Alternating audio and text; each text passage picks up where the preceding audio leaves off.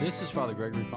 This is Father Patrick Briscoe. And welcome to Godsplaining. Thanks to all those who support us. If you enjoy the show, please consider making a monthly donation on Patreon.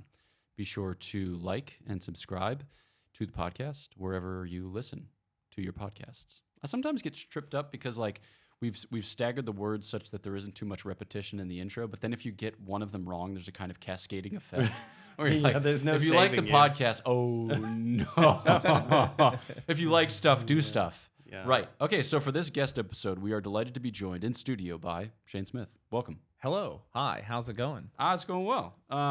But before we get into the intricacies of how we're doing, how you're doing, we're doing, all God's children are doing, maybe people should know the interlocutor, the disputant, never mind, keep going. So some people will have encountered you or met you on the internet. You talk about J.R.R. Tolkien on TikTok. I do. You perform comedy in comedy clubs. I sure do. You sometimes wade into debates as to which is like the most terrible of the aliens in the Warhammer universe. Absolutely. Okay, but for those who haven't met you in those fora, who are you and what do you do? I am Shayne Smith, and I talk about things sometimes seriously, sometimes unseriously, and that's the short of it, really. Nice. Yeah, that's a good little. I do a lot of talking for a living, That's perfect. which is Okay. incredible. Yeah. Well, I like Shayne, as we were talking about how you're well suited to be a guest on the podcast, because that's just one more way that you blend in. Right. You've got your white, you're blending. Right. Here now you talk for a living that blends with the order of preachers. This is just yes. it's just layers. I mean, indistinguishable. It's so true. From us. Who has had the most tattoos in your order? That's a great question that we've never discussed. Wow. And I think the reason for which is because of the near comprehensive coverage supplied by The Habit. Yeah. It's one of those things, actually, so this is a random little tidbit, but I think actually quite moving. There was a French Dominican of the last century named Blessed Jean-Joseph Lataste. He founded a community of sisters called the Dominican Sisters of Bethany. But one of the things, he wanted to have a home for people with a past where they didn't have to necessarily talk about their past. Which is a kind of cool thing. Enjoy that. So he did a lot of ministry at women's prisons, and women would be there for a variety of reasons, obviously none of them good. But he preached about mercy. He addressed them as his dear sisters. They were moved by that message. They, returned to the sacraments in great numbers, and he wanted to found this community so that they'd have a home. But one of the things with the home was, whether you came here from the landed aristocracy or you came here from the local prison, it's your home. Yeah. So in that spirit, we often don't talk about our tattoos because But you do have them. Some of you. I personally don't. I can't speak for Father Patrick, but I bet you some people do. Yeah. Father Patrick, giant Celtic cross on his back. one- yeah, that's says right. only Well, God for can judge me. years- Very prison For style. years, I joked with two of my students in Providence College that one day we were just going to go out. We were just going to do it. Yeah. Full back quads. Full back Our Lady of Guadalupe's. Oh, that's Just such do a it, good the tat. full That's back quad. you cannot go Yeah. wrong with that for so many years. reasons. Right. There was a basketball player at St. Joseph's University in the great city of Philadelphia, city of champions, city of saints, named, it just on his tattoo, it said, "All eyes on me." So you could do a sweet evangelical reversal of that, "All eyes on the Lord." But it's somewhat strange because people would be looking at your back when they were Yes. being told to look at the Lord. So I think the messaging is somewhat confusing. Nevertheless, back tattoos are a rich theme in Catholic literature insofar as Flannery O'Connor has weighed in on this particular issue. Have you read that? No. Okay. this What a is sweet- going yeah, on? this is Yeah. I'm sweet. excited now. Have you There's a read any big of her reveal. short stories? A few, yes. Okay, so there's one that's called Parker's Back. This will just be a tease. You might consider it prayerfully as an option for your future, because the basic idea is it's the Lord who holds our lives together. But you have this guy who's getting tattoos in a certain sense, in search for the meaning or the purpose of his life. The tattoos are just to kind of tote him because it's clear that he's searching for the purpose of the meaning of his life in other Yes. ways. But he finally gets this tattoo of the Lord to hold it all together, to kind of make the ensemble perfect. But then he still encounters rejection of another sort. So he has to ask the question in more profound fashion. It's got to be more than skin deep. So yeah, I recommend it. Okay, yeah. I'm gonna go check It's a that great out. story. It is a Sounds great good. story. Yeah. But as is the case with many of her stories, you have a kind of violent conclusion which leaves you somewhat desolate. And you're like, what exactly just happened right there? And then the Lord responds somewhere between 3 and 4 in the morning. Okay. Yeah. Yeah. Usually in the middle of an insomniacal fit, in the presence of the Blessed Sacrament. All hypothetical. Totally hypothetical. Yes. I've never. All hypothetical. Right. Yeah. Not even real a little bit. No. One of my favorite stories to tell on stage is a story that's I'll never record because there's crimes happening during the story. I'm sure the statute of limitations is up, but to protect the non-innocent, Right, exactly. But the story to avoid punishment. yeah, the story ends in such a way that's very unsatisfying for the audience because there's no there's no real resolution. Right. A series of unfortunate events happened, and then at the end, everyone's like, "Well, whatever." And I just think that's so fun to end the story, and everyone's like, "Wait, what?" Yeah. There's no because I think real stories usually don't have those endings, and so it makes the story sort of like, "Oh, this is real life. This is what real life is."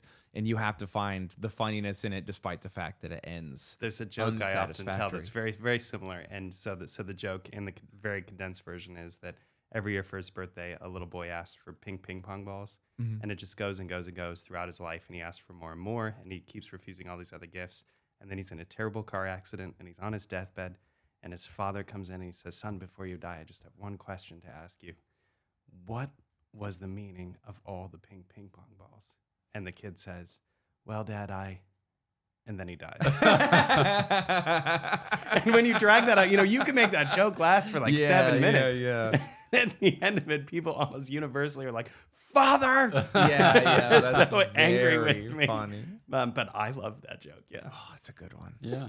Ernest Hemingway said that he ended his stories at the end, which I think is a nice sentiment because he was Yeah. very passionate, like with his novelistic or short storific, that's a made-up adjective, art. He wanted to tell the truth, and he knew that it required some discipline, some asceticism to tell the truth because like falsity is always creeping in by way of sentiment, by way of ideology, by way of advocacy. You're just like, but what if I? And he's like, no, you just got to tell the truth. And when the story's over, you got to end it because he Yeah. thought that a lot of authors would ruin their stories by a kind of saccharine or overly neat or otherwise picture perfect ending. And he's like, Yeah. no, life's not like that. I remember I read A Farewell to Arms as like a 13-year-old, and I was like, oh gosh, that ending is Yeah. very A dead wife, a stillborn child, and you in the rain. Mm-hmm. Welcome to the world. Yeah. And World War I still raging. Yeah, exactly. Yep. So- And you've been invalidated out, so you can't even make a contribution, even though the thing itself is basically meaningless to you at this point. You'd prefer to be there rather than where you are. Exactly. Ernest Hemingway, in a nutshell. Yeah. That's pretty good. Yeah. Oh, man. It is funny to have a comedian on and then be like, what's the most sad thing we can reference? Yeah. Yeah. Right. So, in addition to, I suppose it all falls within the genre of saying things. You are a comedian who performs comedy shows. So we thought sure that we do. might take the opportunity to describe, or not to describe, that sounds too expository, to explore humor. Yes. What is it? I used to say as a secular person that to laugh is to be close to God Okay. in a sort of Buddhist sort of way, Right. in a sort of like spirituality, man. And then I became Catholic and I was like, oh, I think I was right.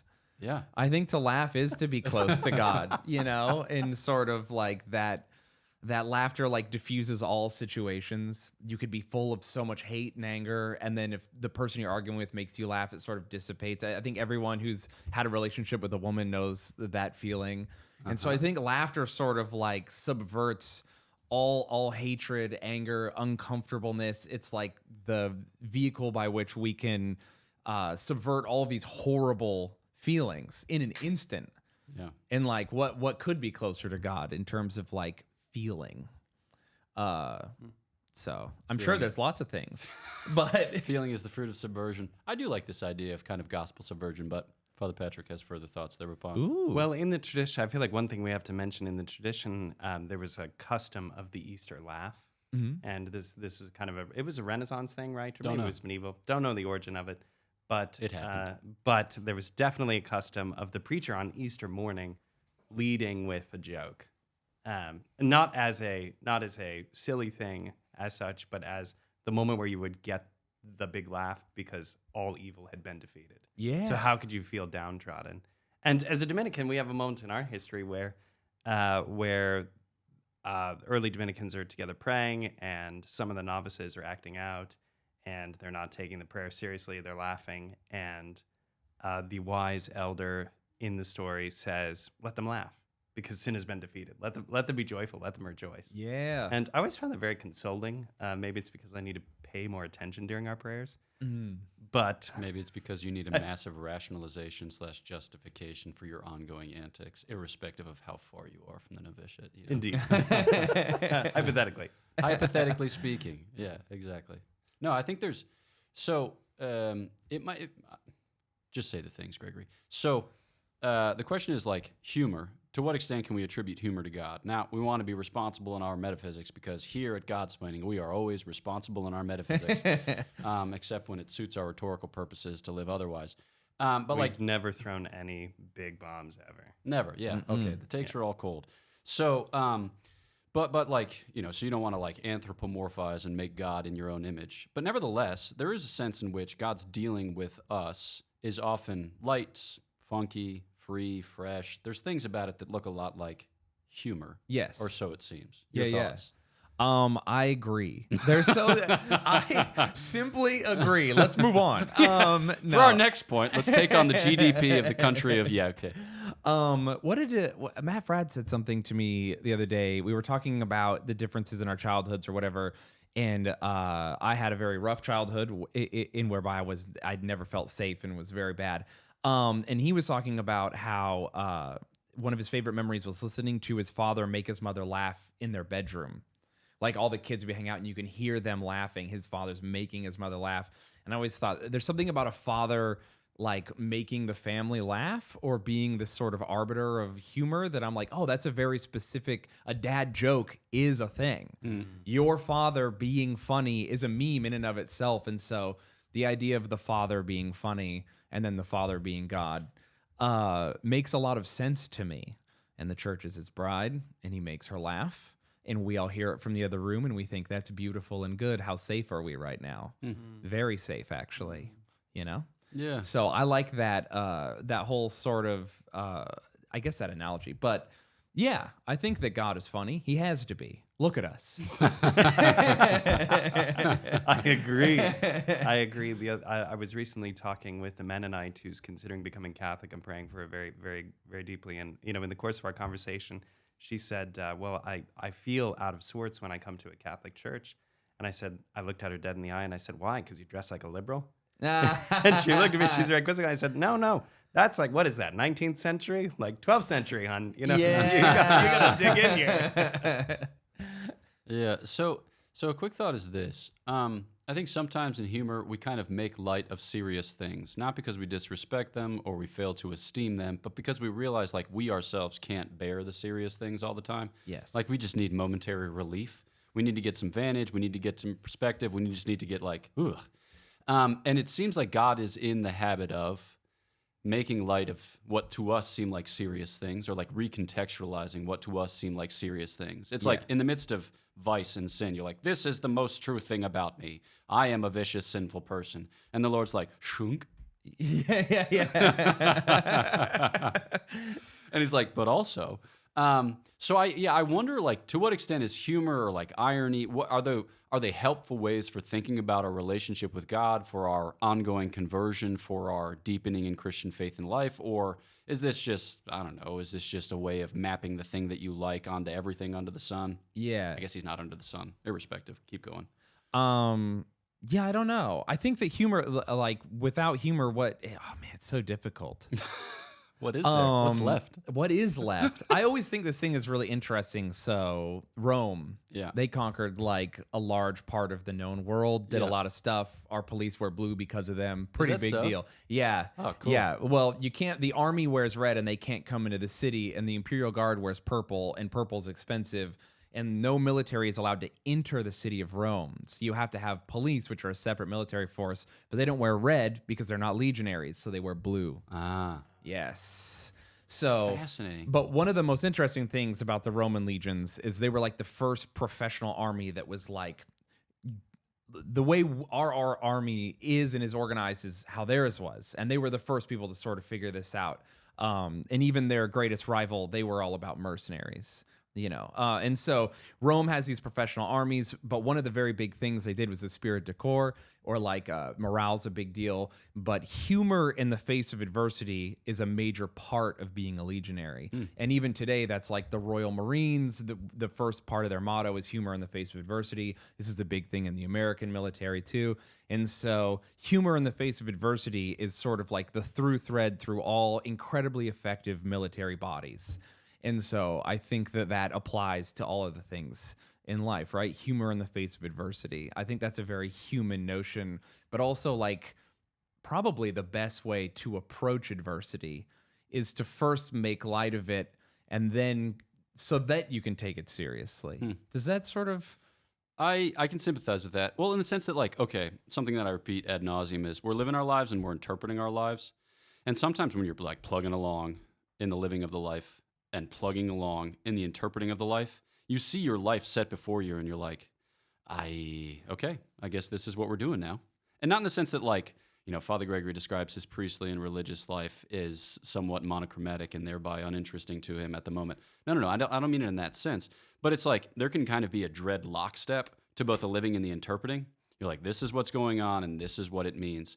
Whereas like with humor, I think that it's like a kind of sweet release valve, where it's like, okay, the logic might be such that, say you're a father, you have 3 little kids, and they're going to be waking up in the middle of the night for the next 10 or 11 or 12 years. You can know that in all of its dread certitude, and you can wed yourself to that in all of its dread ugliness. But then, like, humor affords you a way by which to interact with that truth, which doesn't, like, I don't know, kill you? I don't know. It's like you can only live your life one day at a time, and I think, like, humor has a way of helping you to live your life one day at a time, rather than getting out ahead or... Well, there's a certain amount of, okay, X thing has happened and now I must do Y.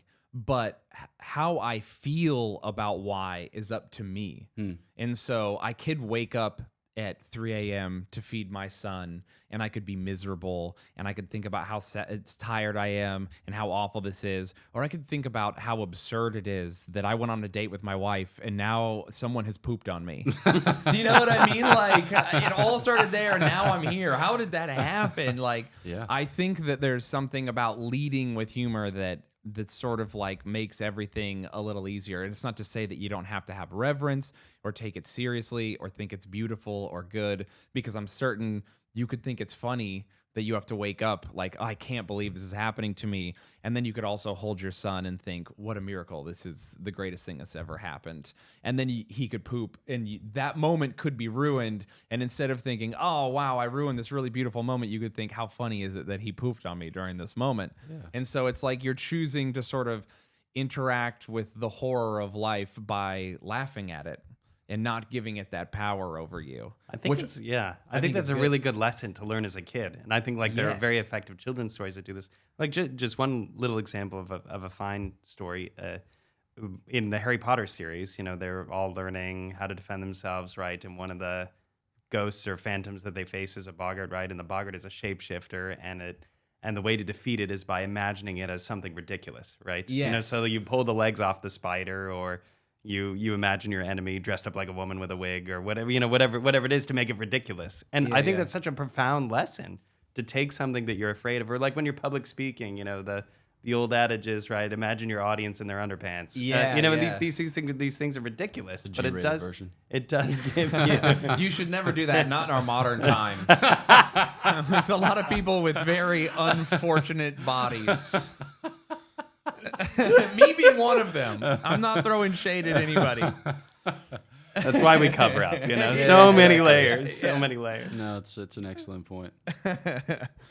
Okay, so just thinking about like humor, obviously humor can take various forms or expression. Like it can be crass, it can be hyper political or like hyper socially conscious. It can be whimsical, it can be at a certain distance from real matters. But it seems like, I don't know, like you want your humor, you want to share something of your life in your humor, you want to share something of yourself in your humor, you want to build a kind of bridge with your people. We were talking about, like people who follow comedians can be very loyal or very dedicated, very devoted.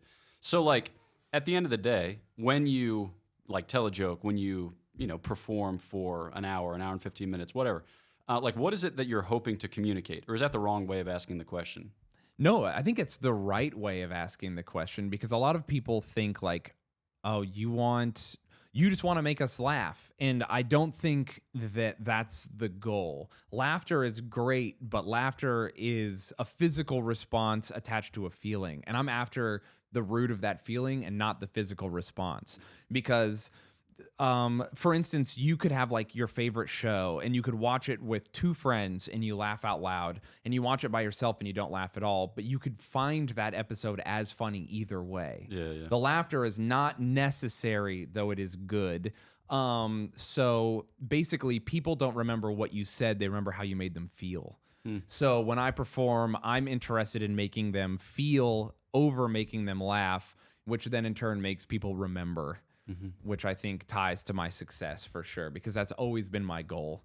So I tell a lot of stories, and so I'm trying to communicate a feeling. And that feeling is sort of, you said that you want your podcast to be like hang out at lunch, which is like toot sweet, like perfect. That's exactly what I would do. Because my stand-up is, I want like that feeling of Boy Scouts when you're like around the fire. Nice. Or when you're like a family get-together and there's one person telling a story and some people are a little buzzed and we're all having a good time and the kids are playing, and like it's this feeling when you're all together and everyone's safe and you're laughing. That's what I want to communicate when I'm doing stand-up. We're all in this room together, but we're all like in on it together.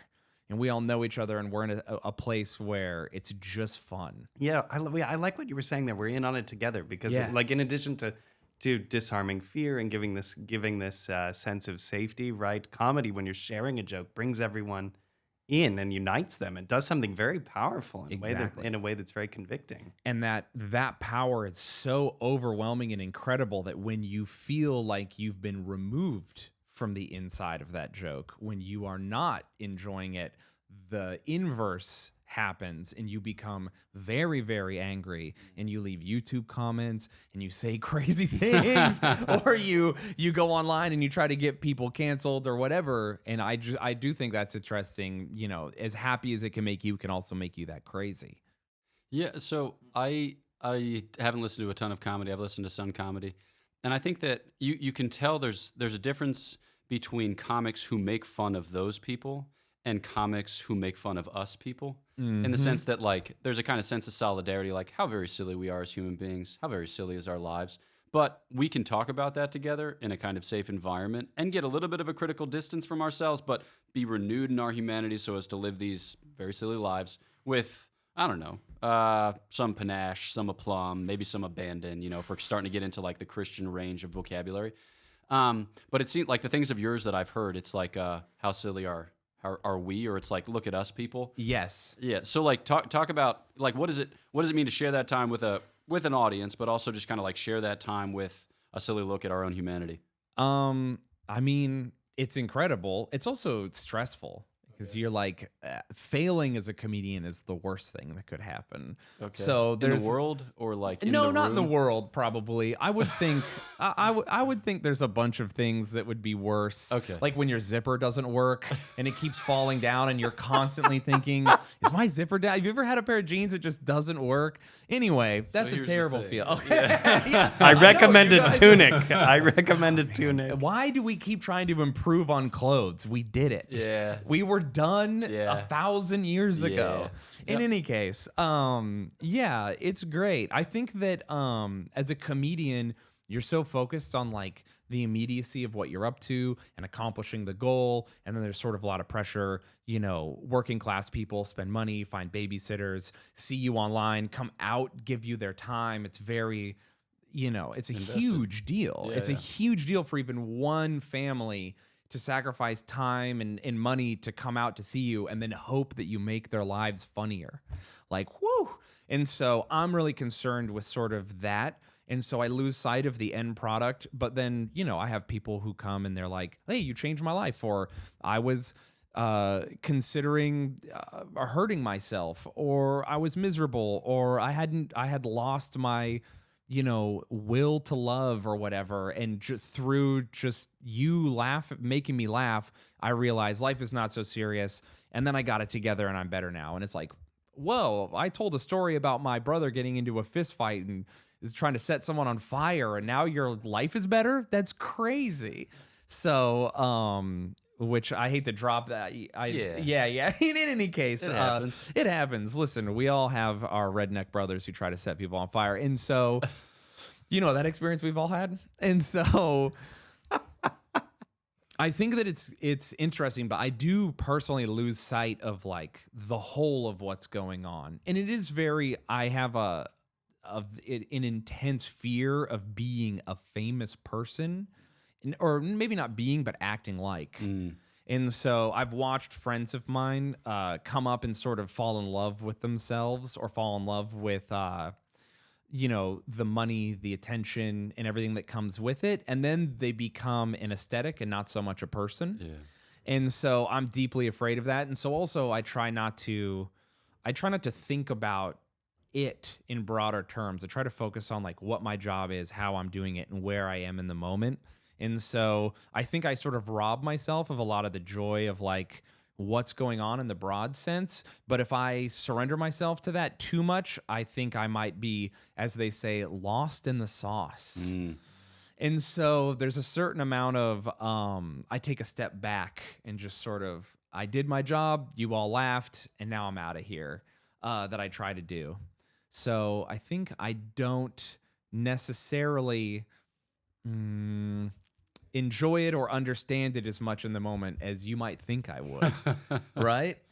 Yeah. And then often you get on autopilot too with comedy, where I'll be actually doing jokes and I'll be thinking like, oh, I have to do the dishes tonight, Yeah, like exactly. that kind of thing. Did I turn off the burner? Exactly. Yeah. And then the better you get at acting, which is actually a scary thing. Developing the ability to act is sort of like terrifying, because you're just lying. You're a liar now. You know what I mean? Plato thought so. Yeah. And so there are times when I'm like performing, and I'll have been performing for 10 minutes. And have you ever had highway hypnosis, road hypnosis? Yeah. Yes. And then I'll be like, wait, what? And I go, oh my gosh, there's like 200 people here and they're listening to me talk. And then I have to shake it off. I'm like, where am I? So yeah, there's a lot of that. You're in the Godsplaining studio. I'm in the Godsplaining studio. Yeah. Crazy. It is indeed.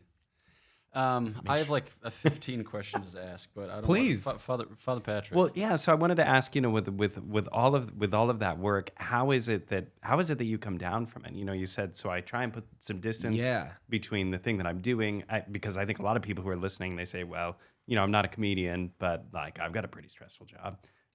So how is it that comedy, with the travel, with the demands of creating content, how is it sustainable for you? It's not. Nice. It's straight up not at all. And so, what's so funny is I'll perform, like, you'll do a weekend. So you'll do one show Thursday night, 2 shows Friday, 2 shows Saturday, back to back. And it's like, a total of 5.5 hours of work with travel. And I'll be so exhausted after doing 2 shows in a row that I'm embarrassed for myself. Like, I grew up like thawing pipes and like working in a factory and like cutting wood. Like, I had a job at a factory before I started doing comedy full time, where I worked on a machine that kept the room at like 125 degrees constantly. I had to work in my underwear. Like, and now We're I'm back doing to the comedy and underwear. I'm tired. I know. And it's like, it's so embarrassing to be like, I kind of wish I was in the factory sometimes, just with my headphone in, listening to a YouTube video, no one talking to me. It would be less exhausting. I think the social and emotional toll it takes on you, especially with travel, is quite a bit. And then you're alone all the time. And then you're alone and you don't talk all day. And then the only talking you do is a one-way thing. Yeah. And it sort of becomes like a struggle. And I think that actually my conversion has helped with burnout, because I'm not too burned out now, whereas usually by now I would be completely done, saying no to things, trying to avoid work. And I think the sort of loneliness abates when you're like, oh, I could talk to someone, that person being God, obviously. Spoiler alert, everybody. It's God. It's God I'm talking to. His name is Jesus. Yeah. Great guy. Look him up if you haven't. He's always listening. Yeah. Not like the way the CIA listens. Like, it's a different kind of listening. Yeah. Yeah, The it's like a FBI benign agent on listener. my phone. If only he could talk to me. Right. Okay. So, apart from the divine benign wiretapping, so I'm thinking specifically about some people convert. They've been, performing in some way or making art in some way, and then their conversion for them is a kind of interruption to their ordinary patterns of thought, their ordinary patterns of behavior. And then there's a kind of crisis point. It's like, well, what do I do? Do I make like religious art, or do I perform in religious fashion? Or do I not say some of the things that I might have said previously because I'm a little bit embarrassed about them and want to distance myself from them? Or do we just keep plugging along down the highway of life? So you converted, and you did comedy before and during and after. Yeah. And I imagine there's some changes, but like, what did that look like? It was difficult. Okay.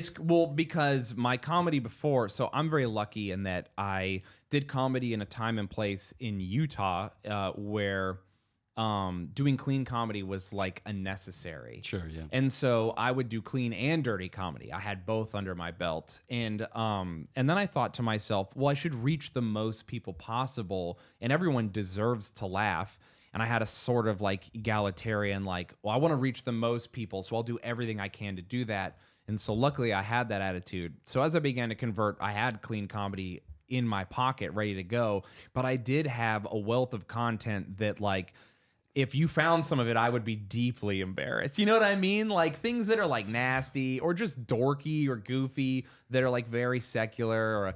And so there was this moment where I had to really, really, really humble myself. One of the most difficult parts of my conversion, in fact, is just like realizing how embarrassed I was by a lot of the things I had done in my life up to this point, or said, or opinions I had had that I just hadn't thought through completely. And so that was the difficult part. It was who I was and who I am, and reconciling those two people, in sort of like, you can only scrub your past so much. And so you're just going to Especially if it's all on the internet. Exactly. It's crazy. Imagine if, every opinion you had in your most rebellious phase of your life was on the internet, and then you're who you are now. Yeah.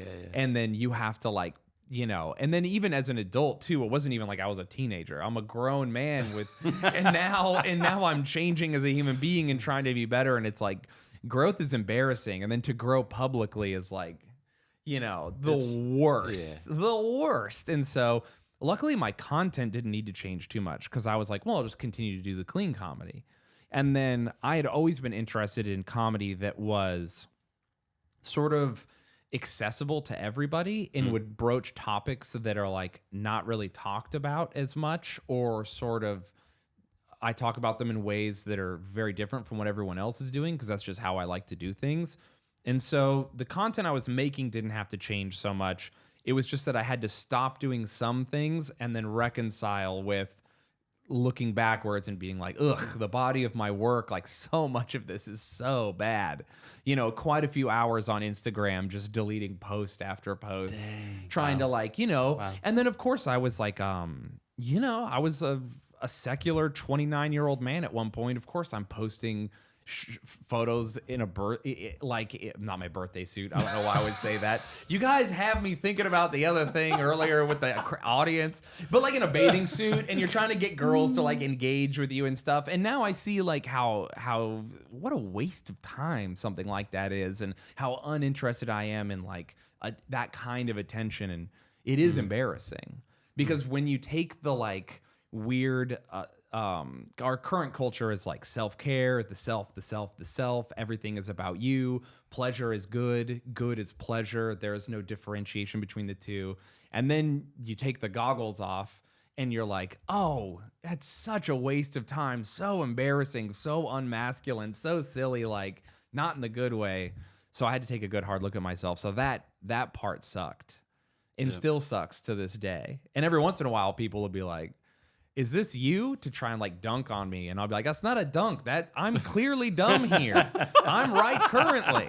You're reinforcing my current opinions, So, but that would, So not too much had to change in terms of where I'm going with my content. But I also am not like doing, my stand-up isn't like outright like, I'm Catholic, let's talk about it, which I think a lot of people thought I might do. I think, and I did a video with Matt Fradd recently talking about like tips for people who are converting, who have converted recently.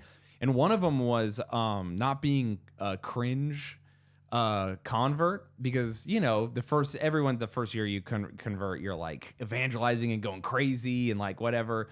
And I wanted to sort of not do that. And I thought to myself, I think that the person who prays the rosary on a bench silently and then gets up and leaves might be doing more to convert people than maybe the evangelist who's like, can I read my Bible to you right now? Are you busy right now? To like someone who's walking by or whatever. And there's something to be said for those people, and God bless them, and sharing the gospel is amazing. But like being a sort of like strong witness to the faith that's authentic, and just allowing people to see like, yeah, I'm a silly guy and I'm doing stand up and I'm not really talking about my faith, but I am overtly Catholic. You know this about me, and yet I am still here doing this, and you are enjoying it.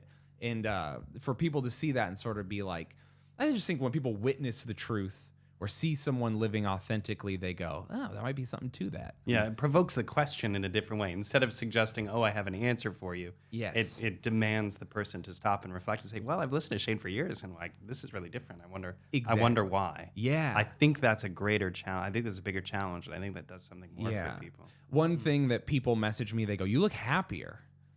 It's like, I get that message all the time. Oh, you look like there's a brightness about you, like secular people. And I'll be like, well, I could tell you some stuff, and so I got a clean, shiny soul. Yeah, as a layperson, I think that's like a huge piece of the puzzle that we forget. It's just like being a strong, secure witness that's authentic. People respond to authenticity. I was telling you the thing about politicians where they did this study of all these politicians over the course of all of Democratic history, and they tried to compile all this data and see like who gets elected and why.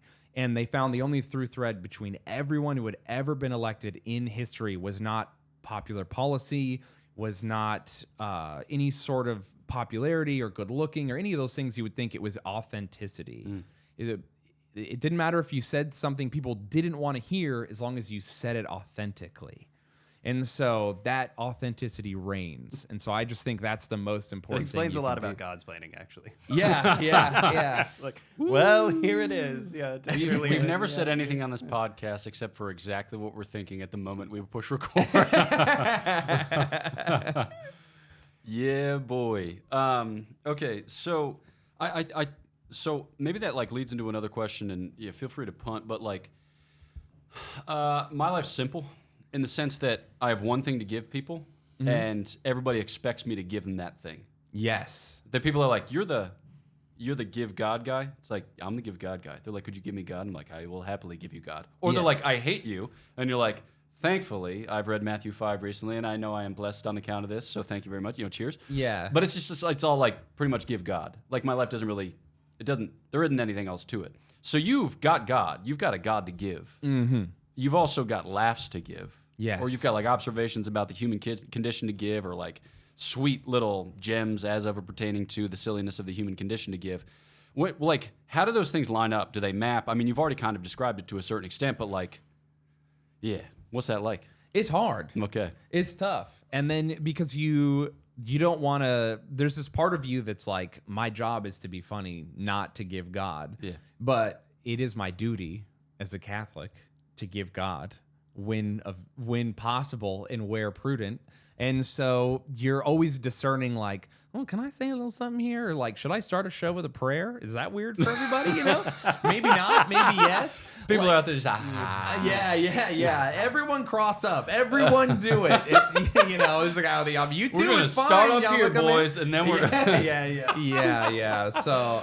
the balancing act is there. I do think it's much easier off stage where like I can go on a podcast, and I do think that the way I look, who I am, how silly I am, where my career started and where it is now makes people in the public arena, when they speak to me on podcasts or whatever, they're always the first thing they want to ask me is like, so God's real? Tell me about that. That seems crazy, because I'm just not who they expect. And I think they do feel like they can talk to me and I'll be sort of normal about it. Whereas like maybe some other public figures who are more Christian are sort of like intense in a way that's like uncomfortable. Like I even think like if I hung out with Mel Gibson, I wouldn't want to talk to him about the faith. I'd want to talk to him about movies. He's a little too intense for me, So like that kind of thing. So yeah, it's a balancing act and it's difficult, but it's doable. Yeah. It's doable. Yeah, your life is such that like you've lived in a certain way. You you've had a certain story told, and that suits you to have certain conversations with people or live, in a particular manner that some will find attractive, which is, yeah, I think like sometimes when we describe the mystical body, we're like, okay, you do these things because I can't, and I'll do these things because you can't. It sounds like almost as if we're just meting out different responsibilities or just like subdividing tasks as if it were for the sake of efficiency. Yeah. But I think that the mystical body is just like a lot weirder, if that makes sense. No, yeah. Like I just think it's like your first kind of instinct as a member of the mystical body is like, all right, let's get this done or that. No, I don't think it's that so much. It's just like, it's kind of like, Hey guys. it's like Hey guys. something We're wild's here. going on here. Yeah. And I think that like that something wild is I expressed agree in with that, various yeah. ways. And I think it's a big temptation, for converts to say, oh, I have to be typecast now. Yes. I have to be this guy because these are like the 3 options for a man to be in the Catholic Church. So I need to fill one of these roles. Yeah. So you buy a pipe and you read Tolkien. Oh wait, you already read Tolkien, so you don't have to start doing that. Yeah, yeah, but like yeah. you can have a type now. Exactly. But I think we have to resist that and defend authenticity. When I was starting to be a comedian, I saw what open micers. So you start as an open micer, and you're a person who just goes to open mics, and no one's booking you on shows because you're not good, and you're just sort of like trying to build the body of your work so that someone will ask you to do a real show and give you $15 and a drink. This is the craziest thing that's ever happened, and then you build up from there, right? Yeah. And I saw a lot of open micers get trapped in the open mic part. We call them open mic heroes. I mean, it's a little. It's not derogatory necessarily because obviously they know they're not famous. Yeah. But they'll have been going to open mics for 9 years. Wow. And these people, it becomes their hobby, their lifestyle. They're not professional comics, but for all intents and purposes, they live the same lifestyle I do. They do comedy all the time. It's their main focus. They just happen to not be going anywhere too crazy with it. But fun, awesome, do that. But I saw a lot of these people get trapped in there, and I thought to myself, there's a culture of open micers because many of them are just interacting with each other and they're not going anywhere. And I thought, well, to go somewhere, shouldn't I act like someone who's doing well? And so I decided not to do what they do online and to do what the people above me were doing online. So like, for instance, an open micer, they do open mics and they invite people to open mics all the time, which is like a weird thing to do because you're not good yet. And they're constantly posting posters of their shows and stuff. And this becomes tiring. And then people start to mute you. Now people aren't coming to your shows and people are kind of annoyed with you. And I thought, well, I'm not going to do that. Famous comics rarely post their stuff. They are just trying to be themselves and be silly online. And by virtue of that, people want to see them. So I thought, I'll do that. And then I started to do better, and I thought, well, I'll do what the next most famous people are doing. And it just kept working, like a self-fulfilling prophecy, sort of. And I completely forgot where I was going with this, but... You're right at the part where your brother was about to set somebody on fire. Yeah. So my brother sets a guy on fire. And We're talking about the mystical body. the mystical body. We're in the Godsplaining studio. Yeah, Some of us are flamethrowers. Some of us are flamethrowers. Some of us are open mic heroes. Some of us are open mic heroes. Some of us never have to worry about zippers. Like literally never. Not No improving zipper the worry. clothes. Yeah. We're not improving the clothes. But you have to tie the pants. Yeah, I mean, yeah. If you want. I have an elastic If you band. want. I'm wearing basketball shorts. Okay, Yeah, so yeah. not exactly 12th century. Well, it's just improvement. There are some improvement. I'm for Elastic like is modern fine. dentistry, for Yeah, instance. yeah. I don't think that everything stopped in the 13th century. I'm Yeah. grateful for certain advances. Cool. The original Dominicans did not have and one shorts. No, They exactly. were wearing. Yeah, half man, half amazing. He's my corporate sponsor. Jesus, he's my spiritual sponsor. So, yeah. But yeah, I completely forgot where I was going before that. But anyway, what were we talking The about? mystical right body before and how it's weird. that? How it's weird. I don't remember how I was going to He relate was talking to about it. like Well, getting authenticity, yeah, that's typecast, good. pipes, Yeah. Tolkien, Pipes, authenticity. so then in terms of how I typecast, I think to myself, well, I want to do all this and evangelize, but what would it be like if I lived in a world where like everyone was Catholic? Because now I'm a comedian who's Catholic, but everyone's Catholic. So what do? I don't have to evangelize. Like, let's say I'm a comedian in Poland. There's no need for me to tell Polish people to be Catholic. They're Catholic. Yeah. And so then I thought, what kind of person would do that? And then I imagined myself in that scenario, and that's kind of how I'm trying to be. I'm trying to be the Catholic who is a comedian, imagining as if everyone was Catholic. How does that comedian act? What does he do? How does he promote his shows? How does his faith interact with his job? And so I'm trying to be that person. And then everyone sees like, oh, look at that Catholic doing as much as he can to be Catholic. And he's also a comedian. And through that, maybe people will be interested and I can be a witness to the faith in that way. And I think that might be a much stronger way of doing it than how a lot of people are sort of like overtly evangelizing, which is tiring maybe. And we don't need more famous people telling people what to do. Right. So I think by letting people come to the conclusion through just seeing me be myself, like, do I post Catholic content? Quite a bit, but it's almost always funny, and I personally enjoy it. It's something I would post whether or not non-Catholics followed me. Yeah. And so I think that's the way to do it. So I am an open micer, and I see the good guys, and I go, what would they do? I'm going to do what they would do. And so that was it. We did it. That's a sweet great insight. And Yeah, I think that's yeah. how I think that's how the saints live. I Yeah. think that's really true. Yeah. And I think that sin is boring and that it always cripples our imagination, and that what God has planned for us is always more dynamic. It's always stranger. It's always a lot weirder For sure. than what we ourselves are imagining. And when we're faithful to that, we become something that's brighter. Yeah. Yeah. And of course, like, if you're happier, if you're lighter, if you're more loving, the quality of the product increases. And that's not a thing about comedy. That's about our entire lives. I mean, that's the Christian life, right? The more holy you become, the lighter you are, the happier you are, the more loving you are, which of course translates to funny. It has to. Yeah. Yeah. Unless your shtick is like unflinching death humor. Yeah, or just some of those people who are like wildly austere. But I think secretly they're very funny. I sure hope so. Yeah. Or they're funny to me, I think. Yeah, Greg has to hang out with offstage. Yeah, no, I especially like this point of what would it be like if everyone were, as God intends them to be, and then like live that. Because I think there's a way, so I experienced this when it came to vocation promotion.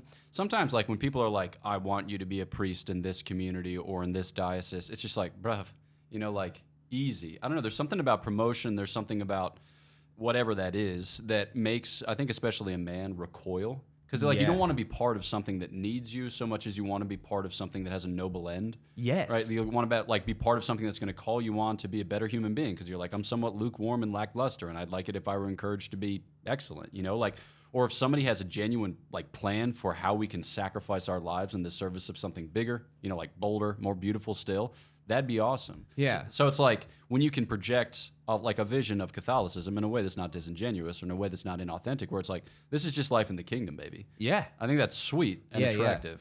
Very cool. And to what you were saying about like wanting something noble or whatever, what's the I'm not a biblical scholar, a man and another man sharpens like iron, something to that extent, but it's sort of like we want to be called to be better. Yeah. You know? I think it's actually flamethrower sharpens flamethrower. Exactly. Flamethrower sharpens flame. I know, we got to rewrite, we got to something like replace that. all the swords with AR-15s and see how the book holds up. I probably shouldn't say that. No, it's just the right amount. It's just the right amount. Okay. When I do this, it's because I'm very comfortable. Okay. Yeah. Oh, yeah. Okay. Yeah. Good. Yeah. Okay. No, so it's that won't get translated on the subtitles, and that won't get picked up when the metadata is crawled, and the internet won't react negatively. Perfect. In any way. Perfect. No one Or will maybe you'll notice get a it. lot of cool, interesting new listeners. 'Cause Exactly. The algorithm's gonna be like, Hey, y'all are friends. into this, right? Yeah. Exactly. Yeah. So cheers to that. Thank you. But I think there's a way in which like I'm not inviting you to join a thing because I want to feel good about myself. Right. I'm just telling you about the thing that feels good. And Right. You might feel good too, but like you might not. You're free. So Exactly. Yeah. I do think that there's something about that. Like it's the Tom Sawyer. I watched the Tom Sawyer movie yes, with yeah, Jonathan of Taylor course. Thomas, a classic Yes, for we're come all on. that wow, age. JTT. Yeah, I right? haven't thought about him in a while. fence, a while. the fence, so, the fence. Yeah. Here we go. So my girlfriend's daughter was watching that movie, and I thought, wow, so interesting. This movie is good. And then I remember reading the book, and I remember, the painting the fence, and that's it. Yeah. That's I think my personal I think the best way for me to be of service to the faith is to paint the fence. And you'd be like, this is so fun. And some other kid's like, let me do it. And I'm like, you would just mess up the fence, And he's like, no, you're having so much fun. Let me paint the fence. And I'm like, well, I guess. Get in here and paint. And then before you know it, we're all painting the fence. Come on, And Jonathan we're Taylor actually having Thomas. fun doing it. Yeah. Yeah. Okay. Maybe some final thoughts for the episode. When it comes to like mustache inspiration, are there those who have gone before you who you feel like have carried the torch in exemplary fashion? Selleck comes to mind. Tom Selleck. Yeah. Quite a few. The entire cast of the movie Tombstone. They all come to mind.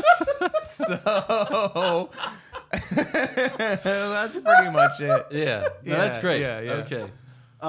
Would you say any of your contemporary mustache wearers whom you would warn against potential mustache snares, like Travis Kelce, like don't do it ironically, it's going to come to haunt you, or anything like that you'd want to pass on?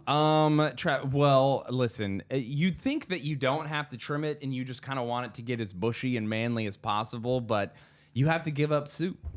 Right. Yeah, you have to give up And soup. soup is good. And you have Yeah, to give up soup ice cream, unless you want to be that guy who's just got a clam chowder in his mustache or whatever. Yeah, it gets annoying. Right. It gets annoying. And then if you're a person who has the honor and pleasure of kissing someone, Right. if your mustache is too long, now it just feels like you're kissing someone who also has a mustache. Which is unpleasant. Yeah, I can see Why that'd do be women unpleasant. like us? Yeah. We're so gross. So anyway, Yeah. those are the two things you want to watch out for: No, soup and kisses. Those are key insights. And if you're a Catholic who attends Mass in the Novus Ordo and who intends to receive the precious blood, that's high true. stakes. Yeah, that's that is serious high risk. That is stakes. high stakes. So we're just here to point out the high stakeitude of these things. Also, so in the course of this conversation, we have made some references like to your backstory. We've heard like a little bit about Utah. We've heard a little bit about comedy. We've heard about like pipes and like 120 sweltering degrees. We've heard about your three brothers. We've heard about various things. We haven't pieced together the whole of that story, and I don't know that we have time to do so. We might not. It's hard to say. But are there places on the internet where people who are like, who is this man? Yeah. And would like to inquire further might, track you down. So there's a little podcast, and a big get for you guys to promote them. It's called Pints with Aquinas. I've heard of it. And yeah. I tell my conversion story on there, and that does include like quite a bit of my life. And there's a podcast before I converted called One Life, One Chance with Toby Morse, who is like a personal hero of mine. I'm straight edge. Do you know what this is? No. It's a subculture of punk rock that is about family values and like sobriety. Really? Yeah. So that in like the 80s, the punk rock was sort of like, let's disengage from society. Society is bad. Capitalism is bad. And then they did that by sort of like removing themselves from society completely and making themselves misfits that are like totally, they have no place in modern society. Well, there were a lot of people in punk rock who were like, well, you're accomplishing nothing. You're just destroying yourself. What if I tried to make society better? What if I personally was better and my friends and family could depend on me, and like we fought society in a more subversive way, which maybe that's more punk rock. And then that became hardcore punk. And so those guys were like fit and didn't wear like weird clothes and would wear like camo shorts and dad shoes and shirts, and they would fist fight and like do all kinds of crazy stuff. And then a subculture around them developed where they had a certain type of music, and then that music had certain ebbs and flows, and then you did certain things at concerts, crowd diving and moshing. And then they invented a certain type of moshing where you punch and kick instead of push. Oh, gosh. And so the shows become much, much, much more violent, but it's a sort of like everyone's consenting to the violence. Oh, So my it's a very gosh. fun environment if you're into that sort of thing. Yeah. And so, and then through that, straight edge became a thing. There's a band called Minor Threat, Ian McCaw. It's a whole deal. So anyway, I don't drink, smoke, do drugs, anything like that. And so, but he did a podcast with me right before I converted. And in that podcast, I even talk about how I went from atheism and now I'm a deist. So you can almost see my here it comes, baby. boop, boop, Yep. boop, boop, boop, as I become, I go from a nothing guy to like, well, something to like, oh, wow, Jesus definitely came out of a tomb. That happened to Catholicism. Wow. Yeah. Wild times. So those are, if you're looking it up, don't Google me. No, everyone will now, but Tell them to do the exact opposite of what you in fact want done. yeah. Father Patrick, any final thoughts, final questions? Please, Sorry, I Shayne. don't mean to interrupt you. No, I no. have one final question. Oh, I'm ready. It's going to be better than what I was going to say. Is it? Well, we can Yeah. get yours after, but so I have a question. So I'm I'm a convert, so obviously I'm trying to like read everything and understand everything all the time, constantly. That's not obvious, but Yeah. that's cool. Yeah. So, I was interested in this. So angels have no bodies. Right. Right. Oh, yes.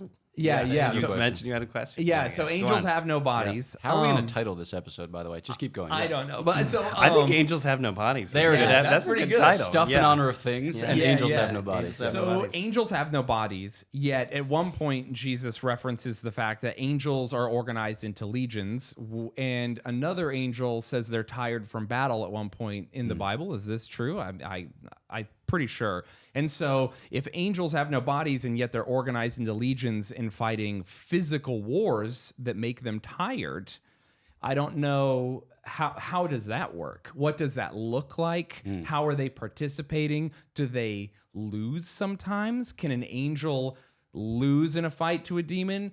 And obviously that loss isn't permanent. What does that look like? I love that your specific angelic interest is angelic belligerence. Yeah.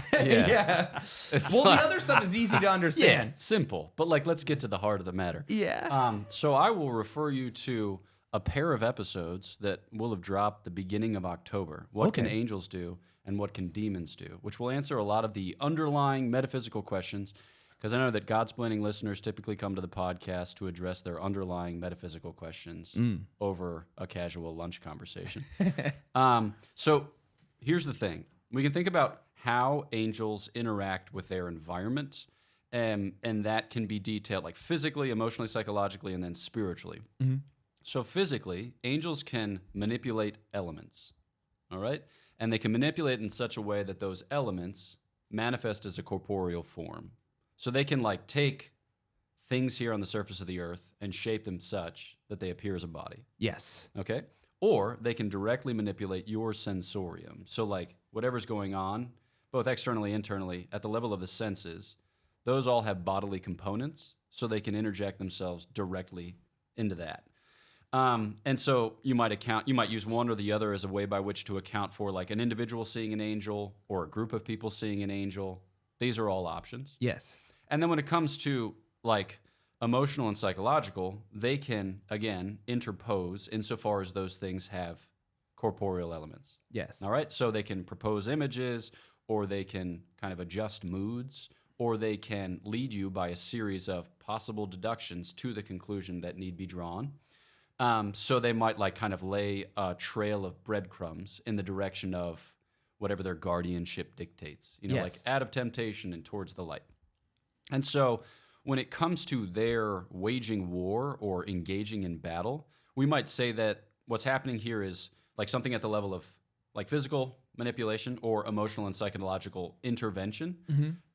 It can be more like metaphorical speech that could like pertain to their guardianship over those who are themselves invested in the battle, right? And they could be assisting in, again, similar kind of comparable physical or emotional or psychological ways. What we don't want to say is that the angels have direct kind of causal power over your spiritual core. Yes. In the sense that they can't make you choose something or choose not something or not choose something, but that they can prompt, provoke, lead, otherwise encourage in ways that are meaningful and helpful. And then this is all against the backdrop of the like genres of biblical expression, some of which are more metaphorical and some of which are less metaphorical. And as it concerns like the particular passage there, we're indebted to whatever sciences are helpful in expositing a biblical text. Yeah. Like in its proper time, in its proper place, what is it that the actual inspired author intended? What is it that God intends through the instrumentality of the inspired author? And those are questions which are more fine-grained, and I don't have answers. Okay. Interesting. Like, or at least not answers, except, you know, like in conversation with somebody who's more competent and in looking at the particular text itself. So do angels get like weary in the way that we get weary? No, Yeah. because they don't have bodies. And do souls get weary? Only by attachment to bodies. In the sense that like sometimes you're reading a book and you're like, I'm going to die. That's because of the weakness of your body, you know? Yeah. But we won't weary of the beatific vision, for instance, because it's like, wow, a lot of staring at God here. Yeah. Yeah. Because there's no like principle of our soul which wearies of intelligible things because they're utmostly engrossing. So those are the beginnings of answers. I don't know if you find that at all satisfying, or if I that do. just provokes further inquiry. It does provoke some further inquiry, but like that's not bad. I gotta Nice. dive into this.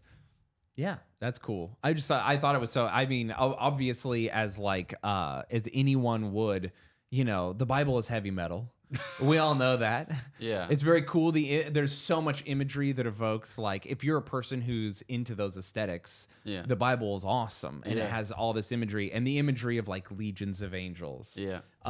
War against hell. Right. These are things that are like motivating to young men, or me personally, Yeah. or interesting to me. Motivating's And so, fine.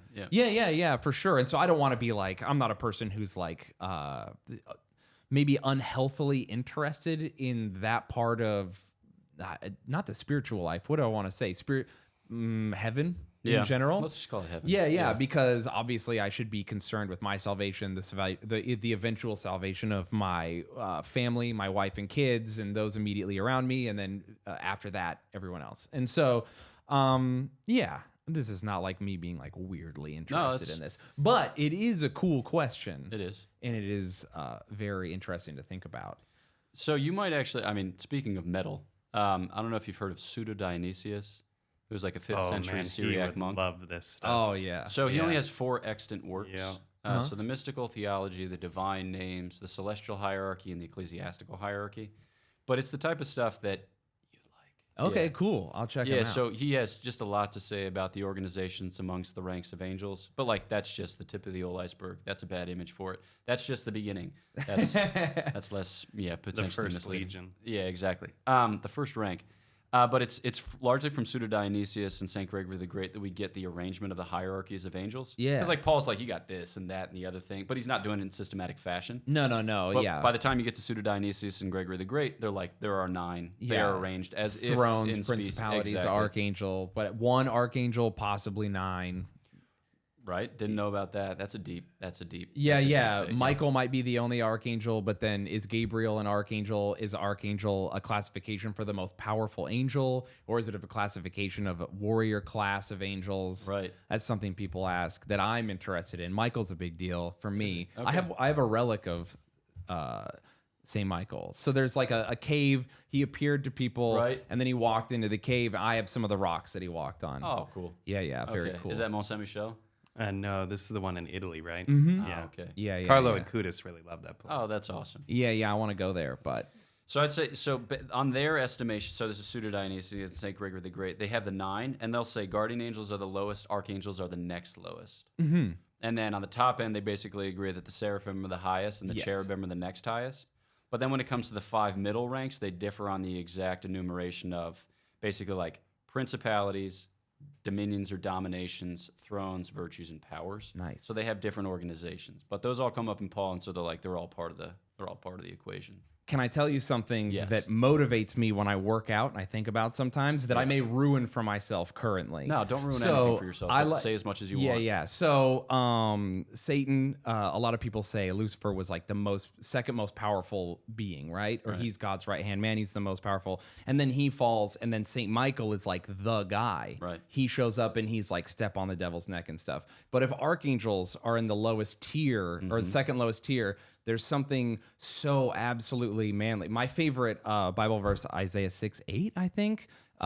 In the Lord said to us, for whom shall I send? For whom will go for us? And then I said, here am I, send me. That's very cool. And I like the idea of Lucifer being so powerful. And he leaves, and then this angel down here is like, no way, I got this. And for Lucifer to be like, really, you sent this guy down here? I'm number 2. I'm gonna tear this guy to pieces. And Michael was like, find out. I'm not it doesn't matter. And he came and he represented for everybody. I just think that's so cool. Quote, find out. Yeah. There's something Find so out. tough Yeah. about being in the lower tier. Meet you outside. Yeah, Quote, exactly. Saint Michael the Archangel. Well, St. Michael stands on business. It's very cool. No, he's wearing his business socks. Also, 2 wrinkles to the stories. Okay. You'll have like kind of apocryphal or like legendary stories about what happens to saints after they die and the ranks that they occupy in the celestial spheres in the heavens. And one is that St. Francis of Assisi, who is called the Seraphic Father, our Holy Father Francis, Yeah. that he would have occupied the seat assigned to Lucifer. Like, so burning is his charity, so rapt is his attention before the Most High God that he ascends to that rank, Yeah. which was vacated by Lucifer. And then the further point is that the Blessed Virgin Mary is the queen of all angels and saints. Yes. And she's of a lower order. Like St. Michael's an angel, you know, so he's a separate substance, he's a pure spirit. when we talk about St. Francis of Assisi and the Blessed Virgin Mary, we're talking about human beings, which are of a lower order, just like weaker ability to reason, weaker ability to love. And here they are exalted by virtue of the fact that God is made glorious in his saints. Yeah. And then he's just going to do what he's going to do.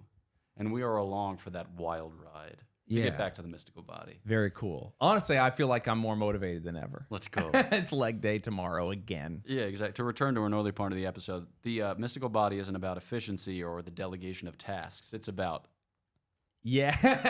Jokes. Yeah. Wow. The It's three about thread. jokes. it's The about three jokes. Yeah, sweet subversion. Okay, well, thanks very much for joining us. Hey, I'm so happy to be here. Awesome.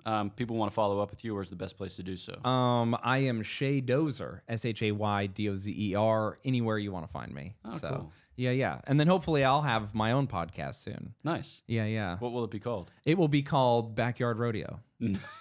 Nice. Yeah. One of my consistent references to strange situations is it was like a, quote, goat rodeo.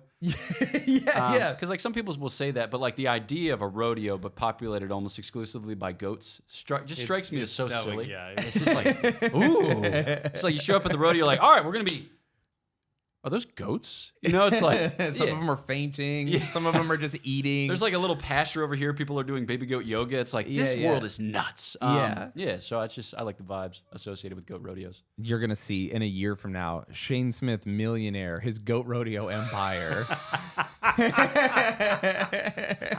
Just going to steal your idea. Please do. I Get encourage you. incredibly famous. Yes, thank you. All right, turning to you, the listener, thanks so much for tuning into this episode of Godsplaining. Be sure to like the episode and share it as you see fit, or don't. Yeah, because like at the end of the day, that's what it is. So we have a website. It's called Godsplaining.org. On that website, you can find events. Some of those events will be fun. I'd say most of those events will be fun. The occasional one is a stinker, but that's on account of the fact that Father Bonaventure is there, or isn't there. Sorry, I shouldn't make this a burn. It's not a burn. Never mind. Keep going. So thanks so much for tuning in this episode. Know of our prayers for you. Please pray for us, and we'll look forward to chatting with you next time on Godsplaining.